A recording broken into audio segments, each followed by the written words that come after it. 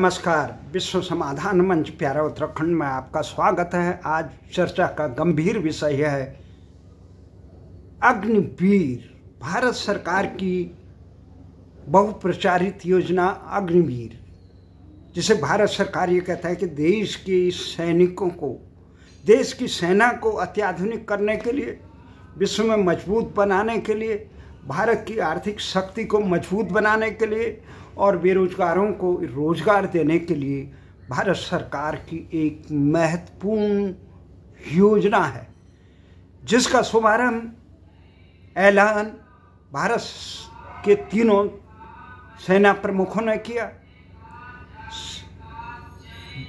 रक्षा मंत्री ने किया, परंतु बहुत अब प्रधानमंत्री ने इस पर ज़्यादा टीका टिप्पणी नहीं की।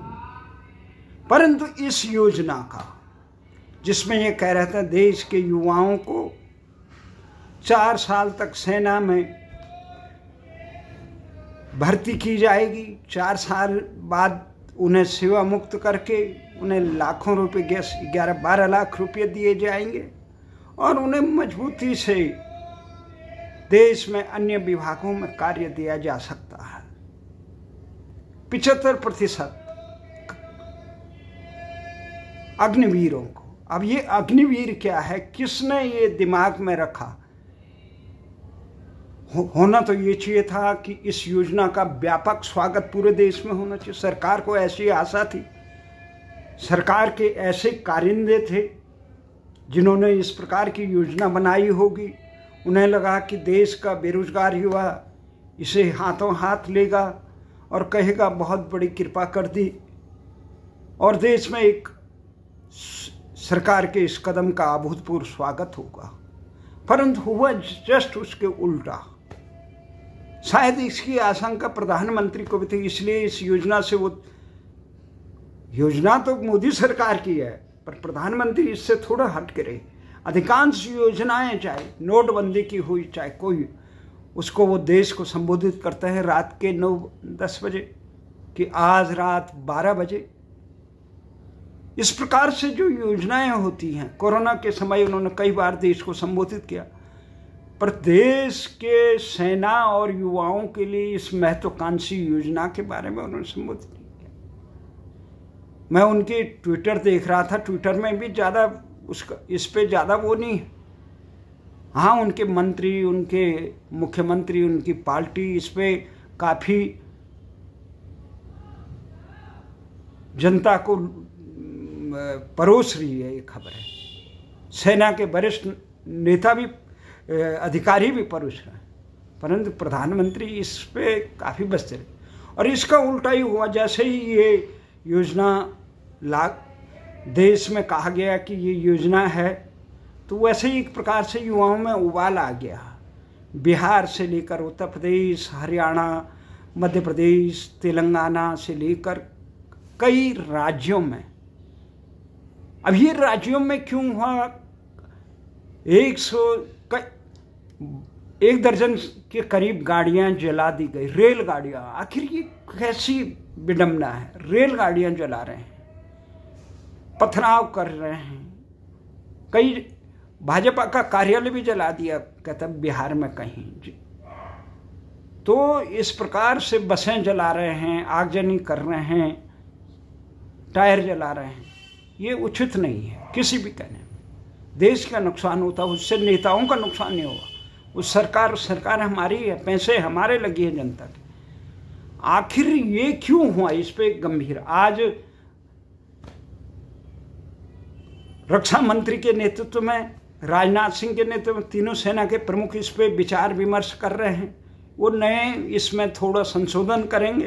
पहले दिन विरोध हुआ तो उसके बाद संशोधन ये हुआ कि इसमें 2 साल की छूट, जो 17.5 साल से 21 साल के युवा इसमें भर्ती हो सक रहे थे, अब कहा कि कोरोना काल की बात है इसलिए 2 साल और कर देंगे, 23 साल तक कर दिया पहले बैच। आखिर युवा नाराज क्यों हैं? बेरोजगारी के समय में सरकार ने ये योजना निकाली तो इसका तो स्वागत होना चाहिए था। सरकार को ऐसी आशाएं थी, सरकार के लोगों को भी लगता है और उनके पार्टी के पदाधिकारी और कई कहते हैं विपक्षी दलों ने इसे हवा दे दी, विरोध कर रहे हैं, प्रायोजित कर रहे हैं, संगठित विरोध हो रहा है, परंतु वो अपनी योजना के जमीनी हकीकत पे नहीं जा रहे हैं। और ये जमीनी हकीकत क्या है भाई? ठीक है, आप सेना के भर्ती होने वालों को चौथे साल 40,000 रुपये देंगे, शुरुआत में 20-21,000 रुपये देंगे, दूसरे साल उसे और बढ़ा के देंगे, तीसरे साल और बढ़ा के देंगे, चौथे साल उनको 40,000 के करीब मासिक देंगे और उसके बाद उन्हें कहेंगे भाई आप जाओ। 75% को, केवल 25% को सेना के स्थायी उसमें भी उनका ये कर्म नहीं जुड़ेगा। और जो कुछ अंशदान उनसे कटेगा और वही उसी के समान भारत सरकार भी अपना अंशदान देगी। यानी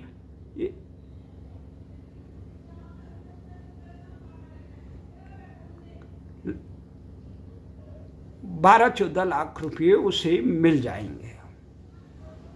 एक जो युवा आएगा और वो फिर अर्धसैनिक बलों और कई सरकारी योजनाओं में उसे प्राथमिकता दी जाएगी। बहुत लुभावना समय है, उसे 12वीं का भी वो दिया जाएगा, वो BA में एडमिशन ले पाएगा और कहीं उसे ऋण भी दिया जाएगा व्यापार शुरू करने के लिए। तो दिखने में तो ये योजना एक लोगों को लगेगा, हकीकत क्या है इसके पीछे? इसके पीछे सरकार ने जो मंशा रखी उसके पीछे क्या होता है कि नीति निर्धारक जो होता है उन्हें लगा कि ये सेना फौजी को जो वेतन दिया जा रहा है, जो इनको पेंशन भारी मात्रा में दी जा रही है, इसको कम कर दिया जाए। अधिकारियों पर नहीं किया उन्होंने कहा, आज कहीं सांसदों में उन्हें नहीं दिखाई दे रहा कि 4-5 साल वो बनते हैं ना, उनको लाखों रुपए की मासिक भत्ते भी मिलते हैं, जब वो तो जनसेवक हैं, जनता के सेवक हैं, अरबपति लोग होते हैं अधिकांश। उन्हें लाखों रुपये वेतन भी दिया जाता है, भत्ते भी दिए जाते हैं, निःशुल्क लाखों रुपए की सुविधाएं भी दी जाती है। फिर उसके बाद 5 साल करेंगे तो फिर उसमें पेंशन दी जाएगी, उसके बाद फिर दूसरी टर्म में आएंगे वो जुड़ जाएगा। लाखों रुपए कई बिहार में और कई जगह पेंशन ले रहे हैं। और जो सेना में 4 साल रहेगा, जो अग्निवीर हो, उसे सैनिक नहीं बनाया देश की रक्षा के लिए, अग्निवीर बना दिया। अग्निवीर क्या होता भाई? क्या होता अग्निवीर? वो अग्निवीर हुआ तो अग्नि प्रज्वलित हुआ, अग्नि का तुमने आह्वान किया, स्मरण किया, यम यम चिंत्यते कामम तम तम प्राप्नोति। तुमने अग्नि का स्मरण किया, उसका आह्वान किया, पूरे देश में आग लग गई, इतनी रेलगाड़ियां जला दी, वाहन जला दिए, यातायात ठप हो गया, करोड़ों की संपत्ति देश की जला दी। तुम्हारे एक अदूरदर्शी राष्ट्रहित को रोकने वाले कदम है। सेना भार नहीं होती है। जिस देश के शासक को सेना रक्षकी भार लग जाए तो उसको राम ही बचा सकता, और राम ही मालिक है। पूरे संसार में इस समय भारत पे जितनी सुरक्षा को खतरा है उतना अन्य किसी देश को नहीं है। भारत को चीन ने हजारों वर्ग किलोमीटर कब्जा कर रखा है। लद्दाख से लेकर कई जगहों पे वो अभी भी निगाहें गड़ाए बैठा हुआ है। पाकिस्तान ने हजारों वर्ग किलोमीटर जमीन पे कब्जा कर रखा है। वो भारत के अंदर पंजाब से लेकर कश्मीर से लेकर पूर्वोत्तर सभी जगह पाकिस्तान और चीन मिलके अशांत और भारत के अंदर जो आस्तीन के सांप हैं भारत विरोधी तत्व, उनको हवा देने का काम कर रहे हैं।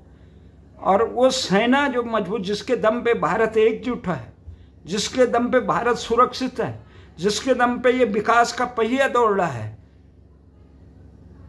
उन नौजवान सैनिकों को, अधिकारियों की वेतन का, भत्तों का तुम्हें वो नहीं लगा कि वो लाखों रुपए लेते हैं, उन पे नहीं किया। केवल कमजोर जो देश की रक्षा के लिए रात दिन सियाचिन की बॉर्डर से लेकर रेगिस्तान से लेकर कई स्थानों पर करते हैं, सुरक्षा करते हैं। उनको दिए जाने वाली सुविधाओं को तुम्हें भार लग गया। कहा कि सेना को आधुनिक करेंगे, उसके लिए अधिक वो खर्च करेंगे, हथियार लेंगे अत्याधुनिक। अरे करेंगे तो किसने रोका तुम्हें? करो, उन्हें तकनीक शिक्षा दो। जो ज़्यादा साल होगी, जो 17 साल है तो 17 साल का 15 साल कर दो, उन्हें सेवानिवृत्त करो उन्हें, उनका फिर। पर ये ना है 4 साल का ये कर्म, ये जो अग्निवीर क्या बना दिया जी तुमने। और जो नियमित भर्ती होती थी भारत की सेना की, उसको भी तुमने रोक दिया। ऐसा कहीं नहीं कहा। अगर ये कह देते कि नियमित भर्ती जारी रहेगी और ये अग्निवीर स्वेच्छा से जो भारतीय सेना में शामिल होना चाहते हैं उसका भी लिमिट रख दिया। ये नहीं स्वेच्छा से, लोग लाखों रुपए भर्ती होने के लिए तैयार हैं, चाहे 4 साल के लिए हो, 2 साल के लिए हो। पर तुमने लिमिट रख दी। 45,000 के आसपास ही साल में 45 ईंट के मुंह में जीरा, लाखों बेरोजगार पूरे देश में भर्ती हैं। जरा कभी देखा भर्तियों की लाइन जब भर्ती होती है सेना की, कितना एक क्लास 4 के रिक्त के लिए भरने के लिए लाखों युवा आवेदन कर देते हैं, PhD होल्डर कर देते हैं, क्योंकि पेट का भूख जो शांत करनी है परिवार की, उसके लिए। और ग्रामीण भारत में सबसे बड़ी, जो लोग इस प्रकार का तर्क दे रहे हैं कि इसको भड़काया जा रहा है, हो सकता है भड़का भी रहे हो। राजनीतिक दल तमाशबीन तो रह नहीं सकते सरकार की गलत नीतियों के कारण। उनका एक लोकतांत्रिक धर्म होता है कि वो सरकार की गलत नीतियों का विरोध करे। उनका दायित्व तो नहीं होता जनता को शांत करे कि भाई क्या करे। दायित्व तो सरकार का है जो इस प्रकार की नीतियां लाती है। किसने कहा था 2 साल से कोरोना को मान लिया जाए कि अगर कोरोना भी है और उस समय भर्ती नहीं हो पाई, जो रिक्तियां हैं उनको कर दो, बेरोजगारी पड़ी है। तुम इस प्रकार के रक्षकों को, राष्ट्र के रक्षकों को बाहर समझते हो। उनके परिवारों को मिलने हुआ सामाजिक सुरक्षा का नहीं है। जिनके दम पे देश सुरक्षित है, जिनके दम पे तुम नेतागिरी कर रहे हो, जिनके दम पे देश के युवा विकास की कुचालें भरने के सपने देख रहे हैं, उनको 2 पैसे क्या गए तो तुम्हें बाहर लगा, उसमें भी सेंग मारी, उसमें भी संविधान नजर आने में लगा, उनमें भी ठेकेदारी प्रथा चालू करोगे देश के अन्य संस्थानों की तरह, भटक मार दिया। आखिर जवाबदेही किसकी है? सवाल ये कर्मवीरों का नहीं है। 40,000 हो या 4 लाख हो हर साल, उससे फर्क नहीं पड़ने वाला। फर्क पड़ेगा देश की सेनाओं की मजबूती पे, उसके अनुभवशीलता पे। 4 साल में क्या सीख लेगा? 4 साल में 2-2 महीने की छुट्टी भी गया हो, जैसे तुम आप कह रहे हैं कि सेना के नियम भी कुछ लागू होंगे, तो उन्हें 2 महीने की भी छुट्टी मिली, तो ये कितने हो गया जी? 8 महीने, 1 साल समझ ये हो गया।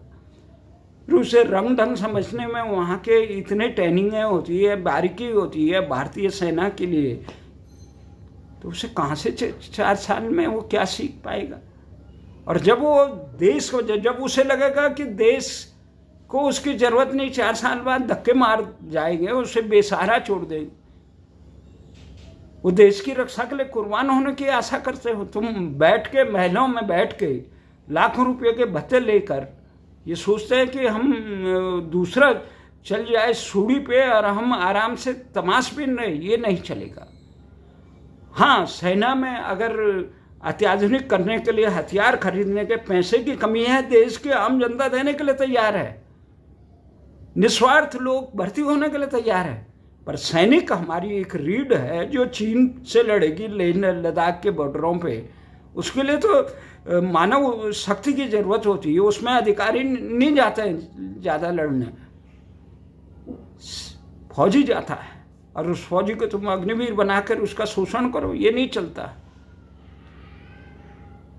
अब कह रहे हैं तुम कि क्या कहते हैं उनको, अर्धसैनिक बलों में उन्हें आरक्षण दिया जाएगा 10% के। जैसे आज गृह मंत्रालय ने विज्ञप्ति निकाली कि 10% आसाम राइफल और अन्य सुरक्षा बलों में उन्हें रिक्तता दी जाएगी। उत्तर प्रदेश के मुख्यमंत्री ने भी ऐलान किया कि वो सिपाहियों वहाँ पुलिस में उन्हें छूट मिलेगा, आरक्षित मिलेगी। भैया वो ठीक है, सब मिलेगा, पर हकीकत क्या देखो, कितनी भर्तियां अपने अर्धसैनिक बलों के, ये कितने नौजवान हैं जिन्होंने भर्तियां में आवेदन किया है, उनका रिजल्ट भी निकल गया, उन्हें नियुक्ति नहीं दे रहे हो। और कई जगह ये है कि रिजल्ट ही नहीं निकाल रहे हैं, वो ठहरे हुए, और लाखों पद खाली पड़े हुए उन्हें भर नहीं रहे हैं। तुम्हें भार लग गया सुरक्षा बल, और देश में कितना अशांत वातावरण है, उन पे अंकुश कौन लगाएगा? देश की सुरक्षा के से इतना बड़ा खतरा होना तो ये चीज है देश में कि नियमित भर्ती जारी रहे। अग्निवीर तुमने बनाने बना लो, गरीब लोगों का शोषण करना कर लो, स्वेच्छा से जाए। उसमें ये होना चाहिए था प्रमुख ढंग से, अगर ये करे कि सारे विधायकों, जनप्रतिनिधियों के पेंशनें और भत्ते और वेतन बंद कर दे, उन्हें निःशुल्क सुविधाएं दो, सब कुछ। वो तो सेवा के लिए आए।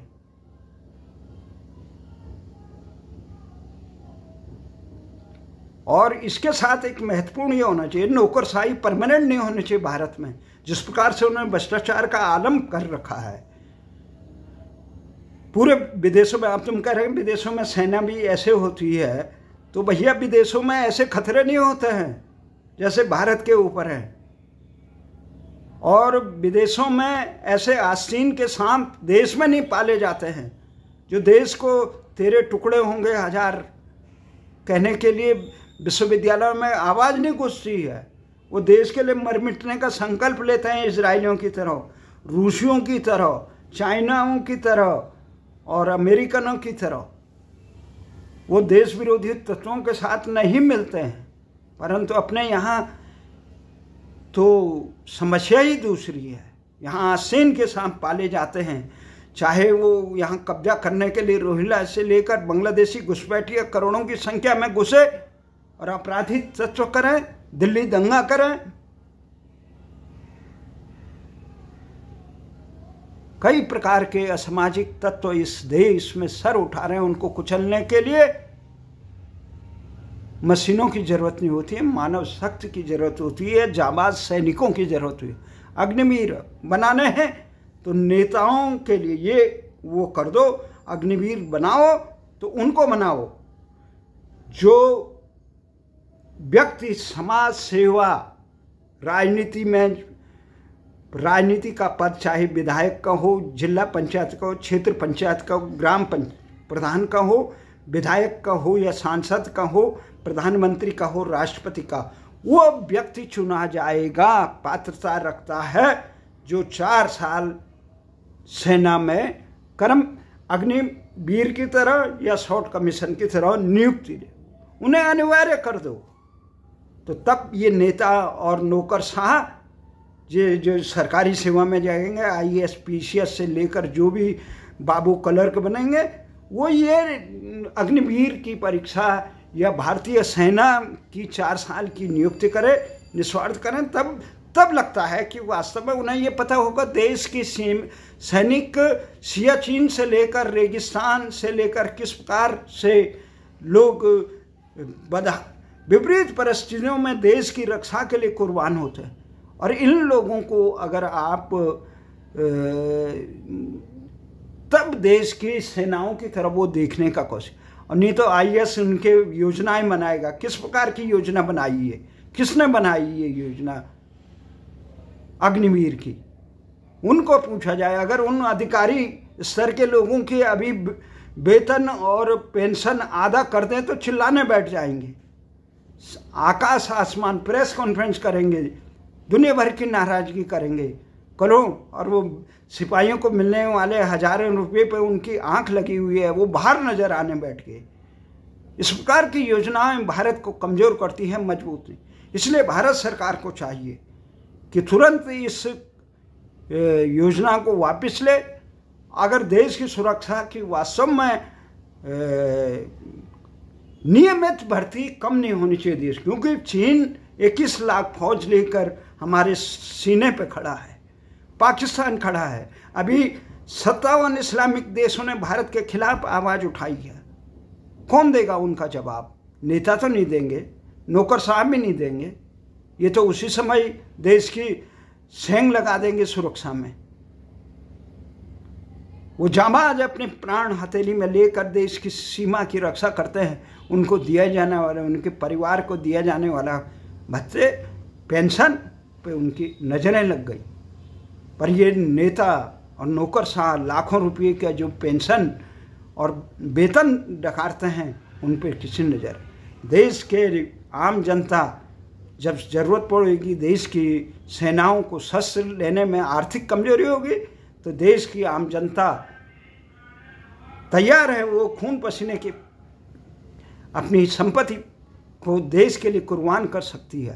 परंतु इस प्रकार का कार्य देश के नेताओं को नहीं करना चाहिए। मेरा अनुरोध है प्रधानमंत्री नरेंद्र मोदी से, आज उनकी माताजी का 100वीं वर्ष प्रवेश किया, उस पर बधाई हमने ट्विटर के माध्यम में दी, और हमने कहा भारत माँ की तरह भारत माता भी पूजनीय होती है, और भारत माता की रक्षा के लिए जाबानों की ज़रूरत होती है, अग्निवीरों की नहीं।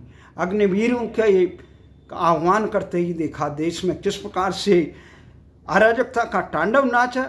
इसके लिए और कुछ नहीं, ये योजना को बनाने वाली सोच को, जिसने सेना के उस जाबाजों को दी जाने वाली वेतन और पेंशन को भार समझा, और वो नौकरशाहों नेताओं को मिलने वाली करोड़ों रुपए का जो खर्च होते हैं उस पर उनकी आंख नहीं लगी, उनकी नज़रें गड़ी रही है देश की रक्षा करने वाले, रात दिन खून पसीना बहाने वाले जाबाजों पे। ये गलत है। और अगर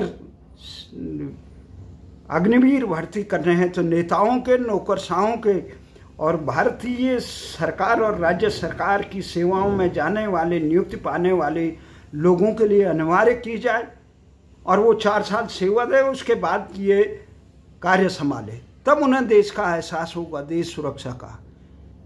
तो यही शब्दों के साथ हमारी आशा है, जो नौजवान देश में रेल पटरी और आगजनी कर रहे हैं, वो ये इस प्रकार का राष्ट्रद्रोह न करें, इससे राष्ट्र कमज़ोर होगा।